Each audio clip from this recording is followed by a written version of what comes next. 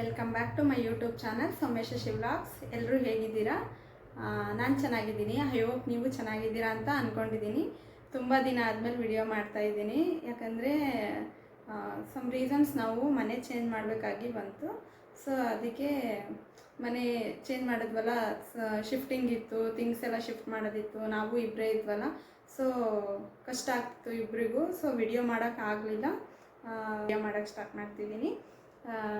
ನಾನು ನಿಮಗೆ ಇವತ್ತು ಏನು ರೆಸಿಪಿ ತೋರಿಸ್ತಿದ್ದೀನಿ ಅಂದರೆ, ಆಲ್ರೆಡಿ ತಮ್ಮನೇಲಲ್ಲಿ ನೋಡಿರ್ತೀರ, ರಾಗಿ ಕೀಲ್ಸ್ ಅಂತ. ಅದನ್ನು ಯಾವ ರೀತಿ ಮಾಡೋದು ಅಂತ ತೋರಿಸ್ತೀನಿ. ಅದು ಆ್ಯಕ್ಚುಲಿ ಹೆಲ್ತಿಗೆ ತುಂಬ ಒಳ್ಳೆಯದು. ಅದನ್ನು ಯಾವ ರೀತಿ ಮಾಡೋದು ಅಂತ ನಾನು ನಿಮಗೆ ರೆಸಿಪಿ ತೋರಿಸ್ತೀನಿ. ಹಾಗೆ ನಾನು ಲಂಚ್ಗೂ ರೆಡಿ ಮಾಡ್ಕೊತಾ ಇದ್ದೀನಿ. ಅದನ್ನು ಶೇರ್ ಮಾಡ್ತೀನಿ. ಬನ್ನಿ ಯಾವ ರೀತಿ ಮಾಡೋದು ಅಂತ ತೋರಿಸ್ತೀನಿ. ಇದು ಗುರುವಾರದ ಮಧ್ಯಾಹ್ನದಿಂದ ವಿಡಿಯೋ ಸ್ಟಾರ್ಟ್ ಮಾಡ್ತಿದ್ದೀನಿ. ನನಗೆ ಎಡಿಟ್ ಮಾಡೋಕ್ಕೆ ಟೈಮ್ ಸಿಕ್ಕಿರಲಿಲ್ಲ. ಸೊ ಅದಕ್ಕೆ ಇವಾಗ ಎಡಿಟ್ ಮಾಡ್ತಾಯಿದ್ದೀನಿ. ನಾನಿಲ್ಲಿ ಒಂದು ಕುಕ್ಕರ್ಗೆ 3 ಥರದ್ದು ಬೇಳೆ ಹಾಕ್ಕೊತಿದ್ದೀನಿ. ಒಂದು ಉರ್ದ್ ದಾಲ್, ಮತ್ತು ಮೂಂಗ್ ದಾಲ್ ಮತ್ತು ಮಸೂರ್ ದಾಲ್. 3 ಥರದ ಬೇಳೆನ 3 ಸ್ಪೂನ್ ಹಾಕ್ಕೊತಿದ್ದೀನಿ. ಅದು ಆ್ಯಕ್ಚುಲಿ ಚಿಕ್ಕದು ಸ್ಪೂನು. ಸೊ ಅದಕ್ಕೆ 3 ಸ್ಪೂನ್ ಹಾಕ್ಕೊತಿದ್ದೀನಿ. ನಾವಿಬ್ಬರೇ ಅಲ್ವಾ. ಸೊ ಅದನ್ನು ಕುಕ್ಕರ್ಗೆ ಹಾಕ್ಕೊಂಬಿಟ್ಟು ನೀಟಾಗಿ ವಾಶ್ ಮಾಡಿ ಅದನ್ನು ವಿಷಲ್ ಬರ್ಸೋಕ್ಕೆ ಎತ್ತಿಟ್ಟೆ. ಮತ್ತು ನಾನಿಲ್ಲಿ ಚಪಾತಿ, ಅದಕ್ಕೆ ದಾಲ್ಗೆ ಚಪಾತಿ ಮಾಡೋಣ ಅಂಥೇಳಿ ಒಂದು ಕಟ್ ಪಾಲಕ್ ಸೊಪ್ಪು ತೊಗೊಂಡು ಅದನ್ನು ಮಿಕ್ಸಿ ಮಾಡ್ಕೊಂಬಿಟ್ಟು ಅದನ್ನು ನೀಟಾಗಿ ಹಿಟ್ಟಲ್ಲಿ ಹಾಕಿ, ನಾನು ಮತ್ತೆ ಹಿಟ್ಟಿಗೆ ನೀರೇನು ಹಾಕಲಿಲ್ಲ, ಜಸ್ಟ್ ಪಾಲಕ್ ಸೊಪ್ಪನ್ನು ಮಿಕ್ಸಿ ಮಾಡ್ಕೊಂಡಿರೋದನ್ನೇ ಹಾಕಿ ನೀಟಾಗಿ ಕಲಸಿ ಅದಕ್ಕೆ ಸ್ವಲ್ಪ ಎಣ್ಣೆ ಹಾಕಿ ಕಲಿಸ್ಬಿಟ್ಟು ಸ್ವಲ್ಪ ನೆನ್ಕೊಳ್ಳಿ ಅಂಥೇಳಿ ಸೈಡಿಗೆ ಎತ್ತಿಟ್ಬಿಟ್ಟೆ. ನಾನು ಕುಕ್ಕರ್ಗೆ ಬೇಳೆ ಬೇಯಿಸೋಕೆ ಇಟ್ಟಿದ್ನಲ್ಲ, ಅದು 3 ವಿಷಲ್ ಕೂಗಿಸಿದೆ. ಅದು ಬೇಳೆ ಬೆಂದೋಗಿತ್ತು. ಮತ್ತು ಇದನ್ನು ನಾನು ಸ್ಮ್ಯಾಶ್ ಏನು ಮಾಡಲ್ಲ, ಸೌಟಲ್ಲೇ ಸ್ವಲ್ಪ ಮಿಕ್ಸ್ ಮಾಡ್ತೀನಿ ಅಷ್ಟೇ. ಅದು ದಾಲ್ ಥರ ಸಿಕ್ಕರೆ ಚೆನ್ನಾಗಿರುತ್ತೆ ಅಂತ. ಮತ್ತು ನಾನಿಲ್ಲಿ ಒಂದು ಪಾತ್ರೆಗೆ ಎಣ್ಣೆ ಹಾಕ್ಬಿಟ್ಟು ಸಾಸಿವೆ ಜೀರಿಗೆ ಎಲ್ಲ ಹಾಕಿ ಅದಕ್ಕೆ ಈರುಳ್ಳಿ ಮತ್ತು ಕರಿಬೇವೆಲ್ಲ ಹಾಕಿ ಚೆನ್ನಾಗಿ ಫ್ರೈ ಮಾಡ್ಕೊತಿದ್ದೀನಿ. ಚೆನ್ನಾಗಿ ಫ್ರೈ ಆದಮೇಲೆ ನಾನಿಲ್ಲಿ 2 ಟೊಮೊಟೊ, ಚಿಕ್ಕದು 2 ಟೊಮೊಟೊ ತೊಗೊಂಡು ಅದನ್ನು ಸಣ್ಣದಾಗಿ ಕಟ್ ಮಾಡಿ ಇಟ್ಕೊಂಡಿದ್ದೆ. ಅದನ್ನು ಹಾಕಿ ಚೆನ್ನಾಗಿ ಫ್ರೈ ಮಾಡ್ಕೋಬೇಕು. ಅದು ಫ್ರೈ ಆದಮೇಲೆ ನಾನಿಲ್ಲಿ 1 ಕಟ್ ತೊಗೊಂಡಿದ್ದೆ ಪಾಲಕ್ ಸೊಪ್ಪು, 1 ಚಪಾತಿಗೆ ಹಾಕಿದೆ. ಮತ್ತು ಇನ್ನೊಂದು ಕಟ್ಟನ್ನು ಪಾಲಕ್ ದಾಲ್ ಮಾಡೋಕ್ಕೆ ಹಾಕಿದೆ. ಅದನ್ನು ಸಣ್ಣದಾಗಿ ನೀಟಾಗಿ ತೊಳ್ಕೊಂಬಿಟ್ಟು ಸಣ್ಣದಾಗಿ ಕಟ್ ಮಾಡಿಬಿಟ್ಟು ಅದನ್ನು ಪಾತ್ರೆಗೆ ಹಾಕಿಬಿಟ್ಟು ಚೆನ್ನಾಗಿ ಈ ಥರ ಆಗೋವರೆಗೂ ಫ್ರೈ ಮಾಡಬೇಕು. ಅದೆಲ್ಲ ಹಸಿದೆಲ್ಲ ಹೋಗಬೇಕು, ಅಲ್ಲಿವರೆಗೂ ಫ್ರೈ ಮಾಡಿಬಿಟ್ಟು ಅದಕ್ಕೆ ಉಪ್ಪು, ಖಾರ ಪುಡಿ ಮತ್ತು ಇದಕ್ಕೆ ಅರಿಶಿನ ಮತ್ತು ಸಾಂಬಾರು ಪುಡಿ ಎಲ್ಲ ಹಾಕಿ ಚೆನ್ನಾಗಿ ಫ್ರೈ ಮಾಡಬೇಕು. ಅದು ಸಾಂಬಾರು ಪುಡಿದು ಪೌಡರ್ದೆಲ್ಲ ಸ್ಮೆಲ್ಲು ಹೋಗೋ ಥರ ಚೆನ್ನಾಗಿ ಫ್ರೈ ಮಾಡ್ಕೋಬೇಕು. ಈ ಥರ ನೀಟಾಗಿ ಫ್ರೈ ಮಾಡಬೇಕು. ಫ್ರೈ ಮಾಡಿ ಆದಮೇಲೆ ನಾವು ದಾಲೆಲ್ಲ ವಿಷಲ್ ಬರೆಸಿ ಇಟ್ಕೊಂಡಿದ್ವಲ್ಲ, ಅದನ್ನು ಇದಕ್ಕೆ ಮಿಕ್ಸ್ ಮಾಡ್ಕೊಂಬಿಟ್ಟು ಬೇಕಂದರೆ ಇನ್ನು ಸ್ವಲ್ಪ ನೀರು ಹಾಕಿ, ನಿಮಗೆ ಎಷ್ಟು ಕನ್ಸಿಸ್ಟೆನ್ಸಿ ಬೇಕೋ ಅಷ್ಟು ನೀರು ಹಾಕಿ ಚೆನ್ನಾಗಿ ಕುದಿಸ್ಬೇಕು. ಇದನ್ನು ಕುದಿಸಿ ನೀವು ಚಪಾತಿಗೆ, ರೊಟ್ಟಿಗೆ ಈ ಥರ ಯಾವುದಕ್ಕಾದರೂ ಬಡಿಸ್ಕೊಂಡು ಊಟ ಮಾಡ್ಬೋದು. ನಾನಿಲ್ಲಿ ಚಪಾತಿ ಮತ್ತು ಪಾಲಕ್ ದಾಲ್ ಜೊತೆ ಸೈಡ್ ಡಿಶ್ ಏನಾದರೂ ಮಾಡ್ಕೊಳ್ಳೋಣ ಅಂಥೇಳಿ, ಸಲಾಡ್ ಥರ ಮಾಡ್ಕೊಳ್ಳೋಣ ಅಂಥೇಳಿ ಕ್ಯಾರೆಟು, ಬೀನ್ಸು ಮಾತ್ರ ಇತ್ತು. ಸೊ ಅದನ್ನೇ ಮಾಡ್ಕೊತಿದ್ದೀನಿ. ಇದ್ರ ಜೊತೆ ನೀವು ಬೇಕಾದರೆ ಕ್ಯಾಪ್ಸಿಕಮ್ಮು, ಬ್ರೋಕ್ಲಿನ್ನು ಹಾಕ್ಕೊಂಡು ಮಾಡ್ಕೋಬೋದು. ಇದಕ್ಕೆ ನಾನು ಸ್ವಲ್ಪ ತುಪ್ಪ ಹಾಕ್ಕೊಂಬಿಟ್ಟು ನೀಟಾಗಿ ಫ್ರೈ ಮಾಡ್ಕೋಬೇಕು. ಚೆನ್ನಾಗಿ ಅದು ಫ್ರೈ ಆಗೋದು ನಿಮಗೆ ಗೊತ್ತಾಗುತ್ತೆ. ಅದು ಅಲ್ಲಿವರೆಗೂ ನೀವು ತುಪ್ಪದಲ್ಲಿ ಫ್ರೈ ಮಾಡ್ಕೋಬೇಕು. ಫ್ರೈ ಮಾಡಿಕೊಂಡು ಅದಕ್ಕೆ ನಾನು ಸಾಲ್ಟು ಮತ್ತು ಪೆಪ್ಪರ್ ಪೌಡರು ಮತ್ತು ಸ್ವಲ್ಪ ಇದ್ದರೆ ಜೀರಾ ಪೌಡರ್ ಹಾಕ್ಕೊಂಡ್ರೆ ಟೇಸ್ಟ್ ಚೆನ್ನಾಗಿರುತ್ತೆ. ಇದೆಲ್ಲ ಹಾಕ್ಕೊಂಬಿಟ್ಟು ಚೆನ್ನಾಗಿ ಫ್ರೈ ಮಾಡಿಕೊಂಡು ಸ್ವಲ್ಪ ಬಿಸಿ, ನಾನು ದಾಲ್ ಪಾಲಕ್ಕು ಮತ್ತು ಫ್ರೈ ಮಾಡ್ಕೊತಾನೆ ಚಪಾತಿನೂ ಲಟ್ಟಿಸ್ತಿದ್ದೆ. ಚಪಾತಿನೂ ಎಲ್ಲ ಮಾಡ್ಕೊಂಬಿಟ್ಟು ಹಂಗೆ ಬೇಯಿಸ್ಕೊಂಡೆ. ಅಷ್ಟೊತ್ತಿಗೆ ನನ್ನ ಹಸ್ಬೆಂಡು ಬಂದರು. ಊಟಕ್ಕೆಲ್ಲ ರೆಡಿಯಾಗಿತ್ತು.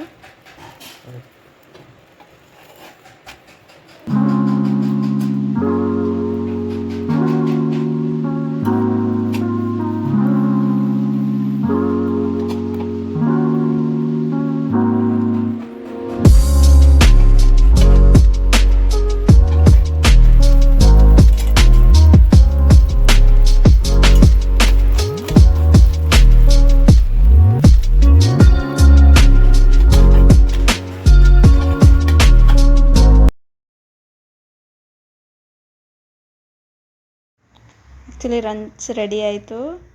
ನೋಡ್ತಿದ್ದೀರಲ್ಲ, ರೆಸಿಪಿ ತುಂಬ ಚೆನ್ನಾಗಿ ಬಂದಿತ್ತು. ಪಾಲಕ್ ಚಪಾತಿ ಮತ್ತು ಪಾಲಕ್ ದಾಲ್ ಮತ್ತು ಸಲಾಡ್ ಎಲ್ಲ ಟೇಸ್ಟ್ ಸಖತ್ತಾಗಿತ್ತು. ನೀವು ಒಂದ್ಸರಿ ಟ್ರೈ ಮಾಡಿ. ನಾನಿವಾಗ ರಾಗಿ ಕಿಲ್ಸ್ ಮಾಡೋಕ್ಕೆ ರಾಗಿ ತೊಗೊಂಡಿದ್ದೀನಿ. ನೈಟೇ ನೆನೆಸಿಟ್ಟಿದ್ದೆ. ನಾನು ಈ ಕಪ್ ಅಳತೆಯಲ್ಲಿ 3 ಕಪ್ ತೊಗೊಂಡಿದ್ದೀನಿ. ಮತ್ತು 1 ಬೌಲು ಬೆಲ್ಲ ತೊಗೊಂಡಿದ್ದೀನಿ. ಮತ್ತು ಸ್ವಲ್ಪ ಕೊಬ್ಬರಿ ತೊಗೊಂಡಿದ್ದೀನಿ. 1/2 ಬೌಲ್ ಕೊಬ್ಬರಿ ತೊಗೊಂಡಿದ್ದೀನಿ. ಮತ್ತು 1 ಏಲಕ್ಕಿ. ಇದಿಷ್ಟು ರಾಗಿ ಕಿಲ್ಸ್ ಮಾಡೋಕ್ಕೆ ಬೇಕು. ಈಗ ರಾಗಿನ ಮಿಕ್ಸಿ ಮಾಡ್ಕೋಬೇಕು.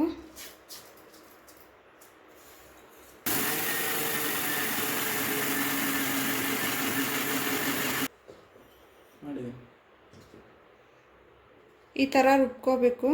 ರುಬ್ಬಿ ಇದನ್ನು ಈ ಥರ ಕಾಟನ್ ಬಟ್ಟೆಯಲ್ಲಿ ಹಾಲನ್ನ ತಕ್ಕೋಬೇಕು.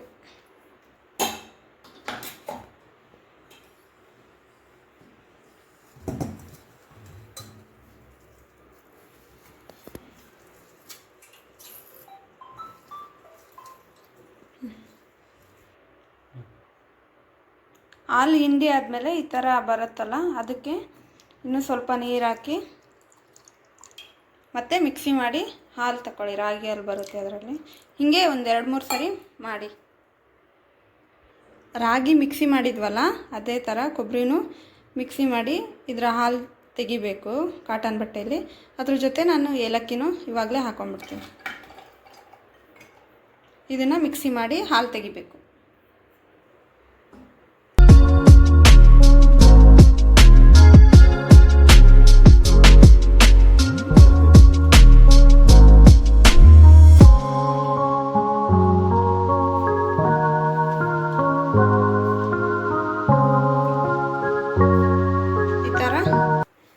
ಹಾಲನ್ನು ತಕ್ಕೋಬೇಕು. ನಿಮ್ಗೆ ಇನ್ನೂ ಅದರಲ್ಲಿ ಹಾಲಿದೆ ಅಂತ ಅಂದರೆ ಇನ್ನೊಂದು ಸರಿ ಮಿಕ್ಸಿ ಮಾಡಿ ಹಾಕ್ಕೊಳ್ಳಿ. ಇಲ್ಲ ಅಂದರೆ ಸಾಕು, ಇಷ್ಟೇ.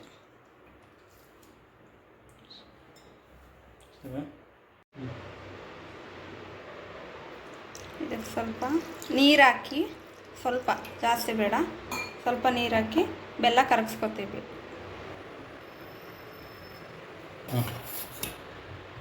ಈ ಥರ ಬೆಲ್ಲ ಎಲ್ಲ ಕರಗಿ ಆದಮೇಲೆ ಇದರಲ್ಲಿ ಕಲ್ಲು ಅದೆಲ್ಲ ಇರುತ್ತಲ್ವ ಬೆಲ್ಲದಲ್ಲಿ, ಸೊ ಅದನ್ನು ಸೋಸ್ಕೋಬೇಕು.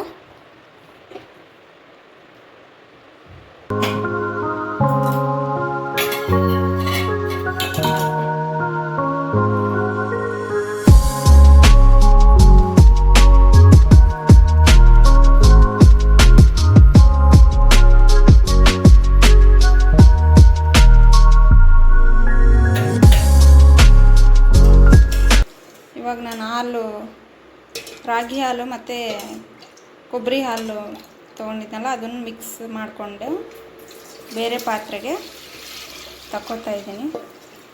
ಕೆಳಗಡೆ ಫುಲ್ ಗಟ್ಟಿ ಇರುತ್ತೆ, ಅದನ್ನು ಸ್ವಲ್ಪ ನೀಟಾಗಿ ಅಂದ್ಕೊಂಡ್ಬಿಟ್ಟು ತಕ್ಕೊಳ್ಳಿ.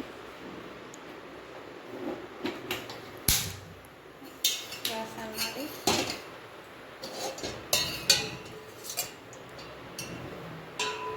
ಇದನ್ನು ಮಿಕ್ಸ್ ಮಾಡ್ತಾನೇ ಇರಬೇಕು. ಆ್ಯಕ್ಚುಲಿ ನಮ್ಮ ಮಮ್ಮಿ ಅವರೆಲ್ಲ ಈ ಥರ ರಾಗಿ ಎಲ್ಲ ನೆನೆಸ್ಬಿಟ್ಟು ಅದನ್ನು ಮಿಕ್ಸಿ ಮಾಡಿಕೊಂಡು ಹಾಲೆಲ್ಲ ತೆಗಿತಿರ್ಲಿಲ್ಲ. ಅವ್ರೇನು ಮಾಡ್ತಿದ್ದಾರೆ ಅಂದರೆ ರಾಗಿ ಎಲ್ಲ ನೈಟ್ ಫುಲ್ ನೆನೆಸಿಟ್ಟು ಬೆಳಗ್ಗೆ ಬಂದು ಅದನ್ನು ನೆರಳಲ್ಲೇ ಒಣಗಿಸ್ಬಿಟ್ಟು ಗಟ್ಟಿ ಆಗೋವರೆಗೂ ಒಣಗಿಸಿ ಅದನ್ನು ಮಿಷನಿಗೆ ಹಾಕ್ಸ್ಕೊಂಬಂದು ಹಾಕ್ಸ್ಕೊಂಬಂದು ಆ ಹಿಟ್ಟನ್ನು ಒಂದು ಪುಟ್ಟಿಗೆ ಸೀರೆ ಇಲ್ಲಾಂದರೆ ತೆಳ್ಳನ ಬಟ್ಟೆ ಕಟ್ಕೊಂಡು ಸೋಸಿ ಹಿಟ್ಟನ್ನು ಎತ್ತಿಟ್ಕೊತಿದ್ರು. ಅದನ್ನು ಯಾವಾಗ ಬೇಕಾದರೂ ಮಾಡ್ಬೋದಲ್ವ ಆ ಹಿಟ್ಟಲ್ಲಿ ರಾಗಿ ಕಿಲ್ಸು. ಆ ಥರ ಮಾಡಿಟ್ಕೊತಿದ್ರು. ಮಕ್ಕಳಿಗೆ ಮಾಡ್ಕೊಡೋಕ್ಕೆ ಈಸಿ ಆಗುತ್ತೆ ಅಂತ ಆ ಥರ ಮಾಡ್ತಾಯಿದ್ರು. ಬಟ್ ಅಷ್ಟೊಂದು ಮಾಡೋ ಪೇಷನ್ಸ್ ನಮಗಿರಲ್ಲ. ಸೊ ಅದಕ್ಕೆ ನಾನು ಈ ಥರ ಮಾಡ್ಕೊತಿದ್ದೀನಿ. ನೋಡಿ, ಈ ಥರ ಮಿಕ್ಸ್ ಮಾಡ್ತಾನೇ ಇರಬೇಕು. ಮಿಕ್ಸ್ ಮಾಡಿದಾಗ ಈ ಥರ ಗಟ್ಟಿ ಆಗ್ತಾ ಬರುತ್ತೆ. ಅಲ್ಲಿವರೆಗೂ ನೀವು ಸಿಮ್ಮಲ್ಲಿ ಇಟ್ಕೊಂಡ್ಬಿಟ್ಟು ಮಿಕ್ಸ್ ಮಾಡ್ತಾ ಬರಬೇಕು. ಜಾಸ್ತಿ ಉರಿ ಇಟ್ಕೊಂಡ್ಬಿಟ್ರೆ ಸೀದೋಗುತ್ತೆ ಕೆಳಗೆ. ಸೊ ಆ ಥರ ಮಾಡಬಾರ್ದು. ಸಿಮ್ಮಲ್ಲಿ ಇಟ್ಕೊಂಬಿಟ್ಟು ಈ ಥರ ಮಿಕ್ಸ್ ಮಾಡ್ಕೊತಾ ಇರಬೇಕು. ಈ ಥರ ಗಟ್ಟಿಯಾಗಿದೆ ಅಂಥೇಳಿ ಭಯ ಏನು ಪಡಬಾರ್ದು. ಯಾಕಂದರೆ ಇದು ನಾವು ಕೊಬ್ಬರಿ ಹಾಕಿರ್ತೀವಲ್ವ, ಗಂಟೇನ ಆಗಲ್ಲ. ಹಾಗಂತ ನೆಗ್ಲೆಕ್ಟ್ ಮಾಡಬಾರ್ದು. ಮಿಕ್ಸ್ ಮಾಡ್ಕೊತಾನೆ ಇರಬೇಕು. ಈ ಥರ ಮಾಡಿ ಮಾಡಿ ಆಮೇಲೆ ಗಟ್ಟಿ ಆಗ್ತಾ ಬಂತು. ಆ್ಯಕ್ಚುಲಿ ಬೇಗನೆ ಗಟ್ಟಿ ಆಯ್ತಿದ್ದು. ನಾವು ನೀರನ್ನು ಮಿಕ್ಸಿ ಮಾಡ್ಬೇಕಾದ್ರೆ ಜಾಸ್ತಿ ಹಾಕ್ಬಾರ್ದು.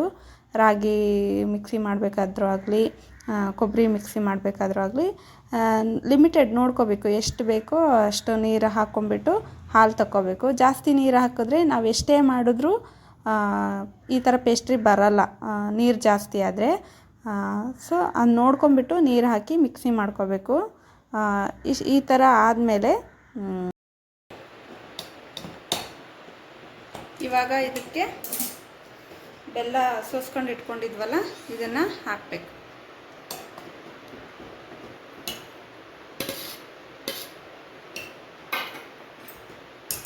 ಹಾಕಿ ಮಿಕ್ಸ್ ಮಾಡಬೇಕು.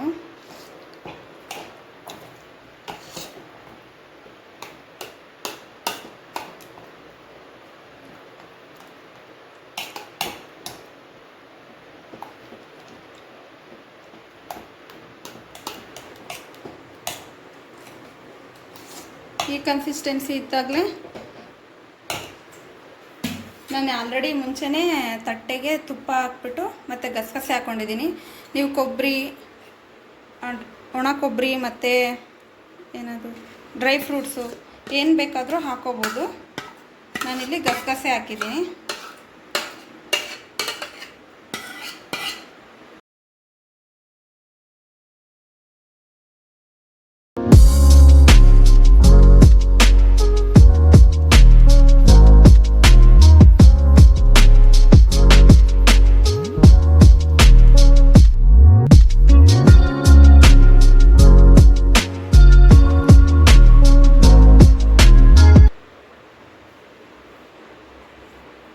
ಇದನ್ನು ಒಂದು 15-20 ಮಿನಿಟ್ಸ್ ಬಿಟ್ಟು ಚೆಕ್ ಮಾಡಿ ಕಟ್ ಮಾಡಬೇಕು. ನಾನಿಲ್ಲಿ 30 ಮಿನಿಟ್ಸ್ ಬಿಟ್ಟಿದ್ದೆ.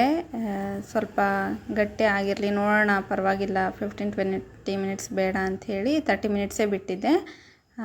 ಅದಾದಮೇಲೆ ಚೆಕ್ ಮಾಡಿದೆ, ಆ್ಯಕ್ಚುಲಿ ಗಟ್ಟಿಯಾಗಿತ್ತು. ಅದಾದಮೇಲೆ ಈ ಥರ ಬಾಕ್ಸ್ ಶೇಪಲ್ಲಿ ಕಟ್ ಮಾಡಿಕೊಂಡೆ. ನಾನಿಲ್ಲಿ ಕಟ್ ಮಾಡ್ಕೊಂಡಿರೋ ರಾಗಿ ಕೇಲ್ಸ್ನ ಒಂದು ಬೌಲಿಗೆ ಸರ್ವ್ ಮಾಡ್ತಾಯಿದ್ದೀನಿ. ಇದೇ ಥರ ಮಾಡಿದರೆ ಅಂದರೆ ಇದೇ ಕನ್ಸಿಸ್ಟೆನ್ಸಿಲಿ ಚೆನ್ನಾಗಿ ಬರುತ್ತೆ. ನೀವು ಒಂದ್ಸರಿ ಮನೇಲಿ ಟ್ರೈ ಮಾಡಿ. ಆ್ಯಕ್ಚುಲಿ ರೆಸಿಪಿ ತುಂಬ ಚೆನ್ನಾಗಿ ಬರುತ್ತೆ, ಮಕ್ಕಳಿಗೆಲ್ಲ ತುಂಬ ಇಷ್ಟ ಆಗುತ್ತೆ. ಒಂದ್ಸರಿ ಮನೇಲಿ ಟ್ರೈ ಮಾಡಿ ನೋಡಿ. ಮತ್ತು ರೆಸಿಪಿ ಹೇಗೆ ಬಂದಿತ್ತು ಅಂತಲೂ ಕಮೆಂಟಲ್ಲಿ ಕಮೆಂಟ್ ಮಾಡಿ ತಿಳಿಸಿ. ಈ ವಿಡಿಯೋ ನಿಮಗೆ ಇಷ್ಟ ಆಗಿತ್ತು ಅಂತ ಅಂದ್ಕೊತೀನಿ. ಇಷ್ಟ ಆಗಿದ್ದರೆ ಪ್ಲೀಸ್ ಒಂದು ಲೈಕ್ ಮಾಡಿ, ಶೇರ್ ಮಾಡಿ. ನನ್ನ ಚಾನಲ್ನ ಇನ್ನು ಯಾರೂ ಸಬ್ಸ್ಕ್ರೈಬ್ ಮಾಡಿಲ್ಲ, ಪ್ಲೀಸ್ ಸಬ್ಸ್ಕ್ರೈಬ್ ಮಾಡಿ.